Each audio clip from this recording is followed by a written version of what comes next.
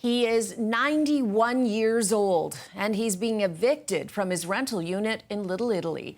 As Mackey tells us, after 20 years in his home, tonight this man will be sleeping in a shelter. You have to go, you have to go, you have to go, you have to go. That's what Ventullo says the sheriff's office told him on Friday when they arrived at his unit, ordering him to leave by Monday. The one-bedroom apartment on Clinton Street is owned by George DeMello and his father, Josa DeMello, according to court documents. Ventullo tried to introduce us. George, can we quickly interview you, sir? We'd love to hear your side of the story. He denied our request.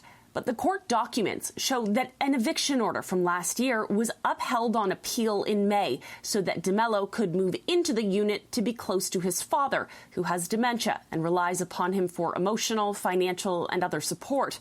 Ventullo believes that the eviction is retaliation for his complaint about bed bugs. Are those bed bugs? Look at that. What all about the box? They got up mouse over here. Look at that. And I live 2.5 years. They took my blood and they said to me, you have to go. He says he's also poured thousands of dollars of his own money into repairs. I have to take the floor off and fix with cement. Ventullo, who says he suffers from depression, is a staple in Little Italy, known by many in the community. That's crazy.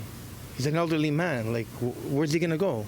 City Councilor Diane Sachs says there is a temporary solution. Well, we worked hard with the city staff to make sure that there is going to be a bed for him tonight in a shelter. While Ventullo's situation is terrible, Sachs says it's not unique.